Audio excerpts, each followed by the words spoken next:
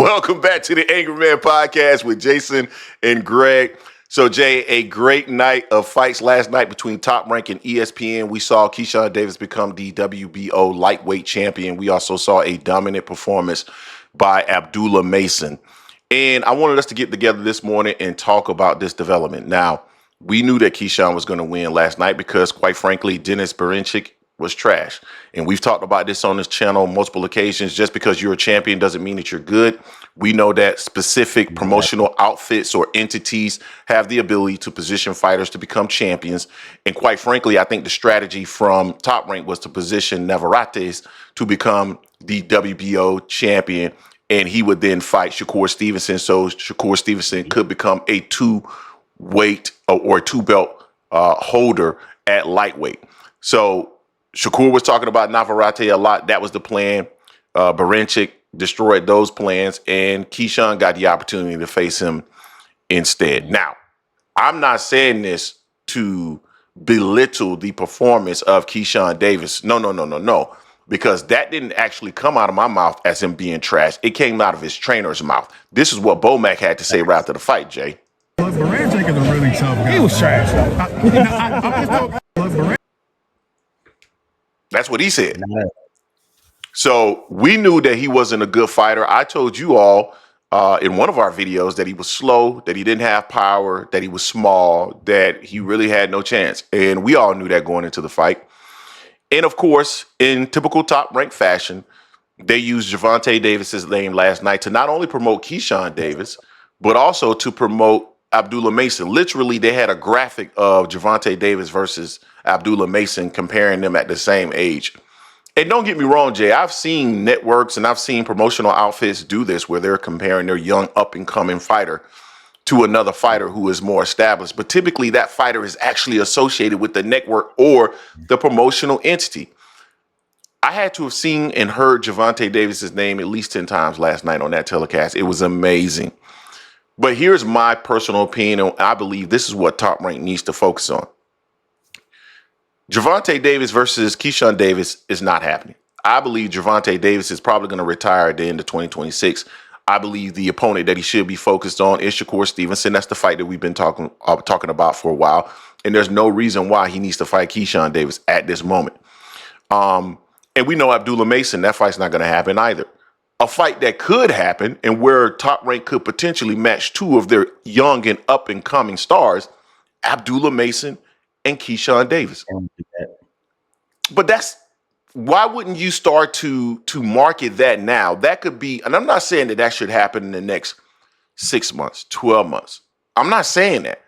But that is definitely a fight that can happen in the next 24 months. What is Abdullah Mason now? 17-0? 17-0 with 15 knockouts.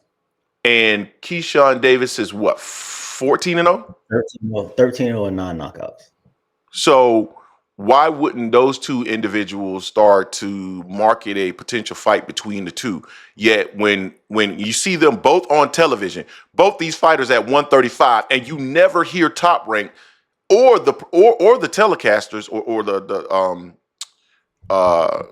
what do you call them? Commentators. Yeah, the commentators. Sorry, I had a brain fart there. The commentators. You never hear them mention Keyshawn Davis and Abdullah Mason, although they're fighting at the same division on the same card. You never hear them talking about those two individuals potentially fighting each other. They're constantly talking about Gervonta Davis. Why? You have two up-and-coming stars, one of which has the ability to talk. He has the gift of gab. He could promote a fight between those two individuals, even though Abdullah Mason doesn't necessarily have that gift of gab, although I see potential there for him to actually have that when you actually hear him talk. So, Jay, what's your thoughts on that? Yeah, it's they don't want to cannibalize everything. They want to try to keep everything in-house, and they don't want to put their best fighters against each other, it seems. That seems like that's their playbook. And the main playbook is to use Tank Davis. I give none but respect to Mason for not mentioning any fighter when they try to goad him in and say, "Who you want next?" He's like, I feel like I'm number one. I want to be a belt. I want to fight for a belt later this year. Doesn't matter who it is. Who do you want? I don't care. You know, I give him mad respect for that. That's more reason I like Mason. He's humble, good team around him, and the kid can just flat out fight. I mean, this is the perfect setup for them. Instead of them kind of like letting talk about Tank or Andy Cruz, this is the kid because we're seeing this kid, but Top Rank is messing up. They're missing the ball. They're dropping the ball by the fact that they're not having Abdullah Mason be on the main card.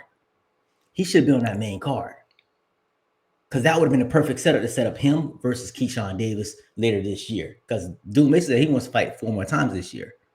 I doubt he's going to have 4 more fights and one of those not be a title shot somewhere, or fight a number one who was ranked number 1 in one of the sanctioning bodies. So I mean, that's the perfect setup to have Abdullah Mason for Keyshawn Davis. And we're not saying to avoid Tank from fighting Keyshawn Davis. We're just saying, honestly, I don't think Keyshawn's ready for a Tank Davis at this point in time. Plus, the main fight should be Kerr, not Keyshawn Davis right now. For one, experience matters. We know that. And Kerr and Tank have been on this collision course for a while now. And Keyshawn had a great performance against Denys, but Bomac called him trash. Dude was small. He couldn't crack. The last fighter, that dude was overweight, tried to make the weight, and it looked like really bad in that fight there, Limos. So I mean, this is the perfect setup. Top Rank could really market this if they're smart. Market this the perfect way to put Mason actually on the main cards and let his talent show. Then you can really be like, okay, look, we got 2 of the best at 135. It's going to be collision course. What did PBC used to do? Keith Thurman, Danny Garcia. Sean Porter, Keith Thurman, Danny Garcia, Spence, Sean Porter, Spence. They fought each other. Those are the best fighters at 147 at PBC. They had them fighting each other. That's why Adrian Brown was like, on PBC, you got to fight Godzilla. They're not letting them do that. And I don't think Top Rank is going to position this to have this big fight between Mason and Davis. They really should. They really should position Mason and versus Keyshawn Davis later this year at the end of the year. That'd be a hell of a fight. I wouldn't do that because and I understand they would make the argument that doesn't make business sense right now because that fight potentially has the ability to sell more if you wait, in the future. So I don't have a problem with that. You wait too long. You can't keep waiting. No, I can't. I understand. I understand, but you have to allow it to marinate to a certain extent, right? So I can understand them making the case that it doesn't make business sense right now because that fight potentially could make more money in the future. However, I would also argue that a Gervonta Davis versus Keyshawn Davis doesn't make business sense today either. And for those of you who will say, oh, well, Tank fought so-and-so, yeah, again, you're going to market, you want to see a fight where you say, okay, I'm going to look at this fight and this fight could potentially make more money. Tank is going to make the money that he's going to make regardless. He doesn't need Keyshawn Davis. He's going to make that money regardless.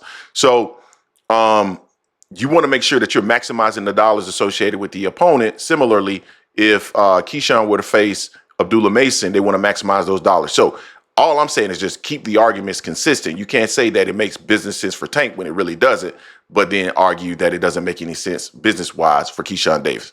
You guys let us know what you think in the comment section. Don't forget to hate, like, comment, and subscribe. This is the Angry Man Podcast, AM Sports Media, and we are out.